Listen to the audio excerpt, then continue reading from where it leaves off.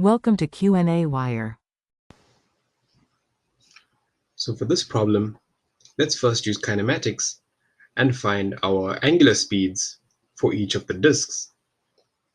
Firstly, the motor speed, we'll call it omega m, the angular speed of the motor, is given as 180 rpm.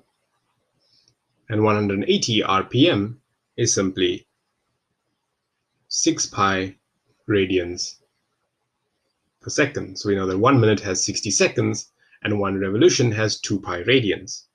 So the motor moves has an angular speed of 6 pi radians per second. Now we will let omega A, omega B, and omega P be the angular velocities of disk A, disk B, and the platform respectively.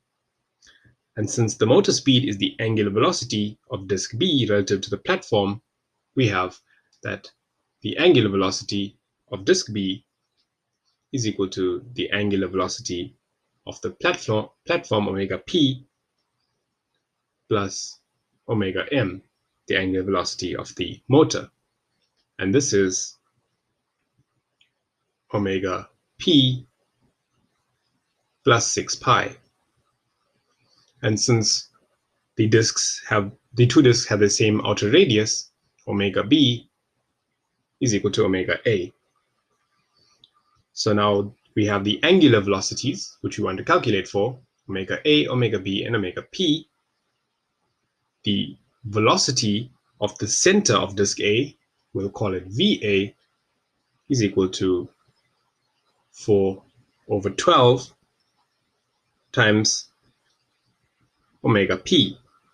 And similarly, the center of disk B moves with linear velocity 4/12 times omega P.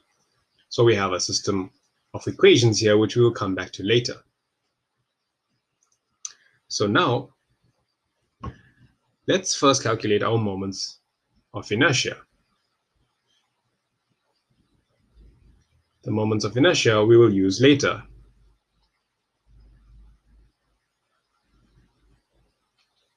So firstly, for disks A and B, we will find the moments of inertia for their centers, I bar A and I bar B.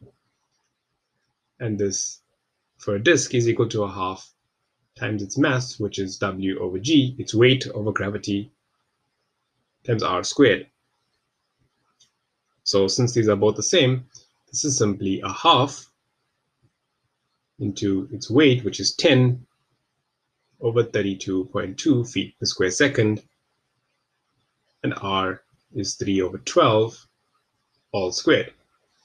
And so the moment of inertia for each disk is 9.705 times 10 to the minus 3 pound second squared foot. So we keep as many decimal points as we can for the moment of inertia. Now we want to calculate the moment of the inertia for the platform. So we'll call that IP.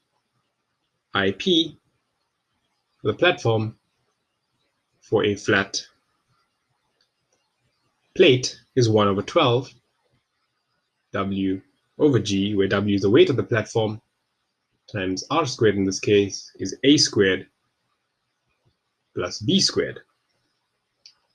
And so this is, we'll substitute our values in here, 1/12 times the weight of the platform, which is 15 over G, which is 32.2, into A squared, which is 16 over 22 squared, plus B squared, which is 6/12, or a half, all squared. And hence we get the moment of inertia of the center of the platform to be 78.718, again keeping 3 decimal points, times 10 to the minus 3, and that's the same unit, pound second squared feet. So now we have the moment of inertia for both disks A and B and for the platform P. Now we will apply the principle of impulse and momentum for the system. And to do this, we will draw a diagram of the situation. Initially, the system is at rest, and so there's no momentum. Then there's an impulse imparted by the motor.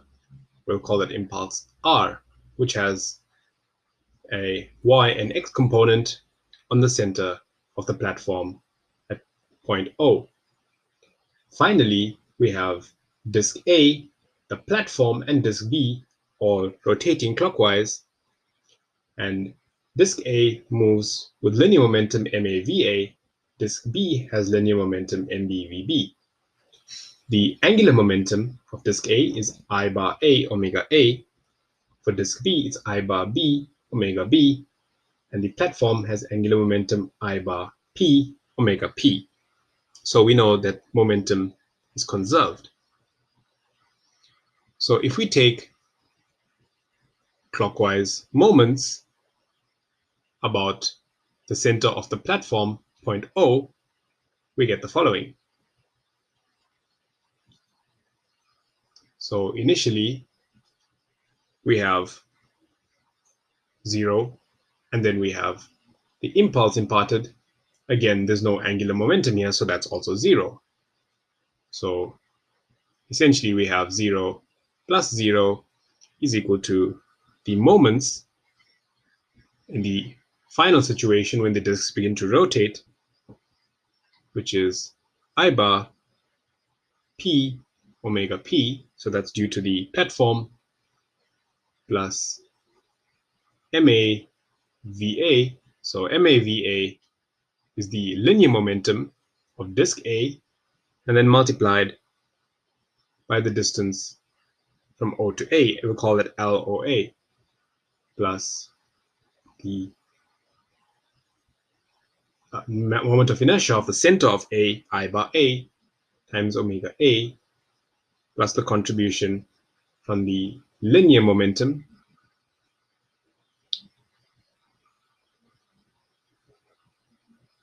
well, this is for disk A, plus the contribution from disk B, which is MB, VB, L, OB, plus its contribution from the center, which is I bar B omega B. And this we can now substitute our values into. So we have the contribution from the platform, which has no linear momentum. Then we have the linear and angular momentum contributions about O from disk A and disk B. So if we substitute our values in here, we can find what we have. So we have I bar P, which we calculated to be 78.718 times 10 to the minus 3.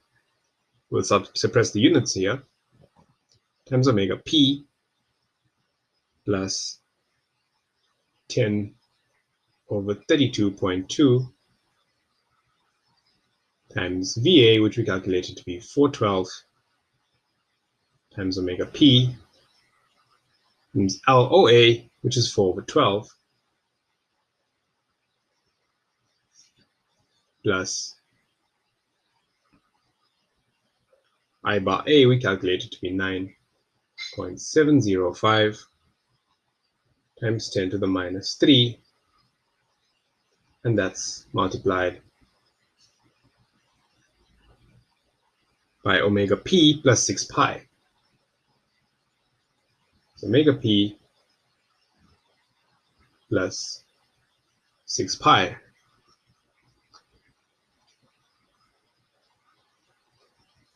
Plus 10, so MBVB is 10 over 32.2, it's weight divided by G, over 4 by 12, times omega p multiplied by LOB, which is again 4/12, plus IB, which is the same as IA, 9.705 times 10 to the minus 3 into omega B, which is again omega P plus 6 pi. So we have a very long equation, but what we can see is that there's only one unknown. So if we simplify this equation and solve for the only unknown, which is omega P, the angular velocity of the platform, we get omega P is equal to minus 2.189 radians per second. And if we go back to our initial equations right at the beginning, we can put that in and find omega A and omega B in radians per second. So that's minus 2.189 plus 6 pi. And hence we get omega A and omega B to be 16.66 radians per second. So those are angular speeds of disk A, disk B, and the platform P. And so our angular velocities, omega A, if we convert these to revs per minute, is equal to 159.1 revs per minute in a clockwise direction. The angular velocity of disk B, omega B, is equal to 159.1 revs per minute, also in a clockwise direction. And the angular velocity for the platform P is equal to 20.9 revs per minute in an anti-clockwise direction.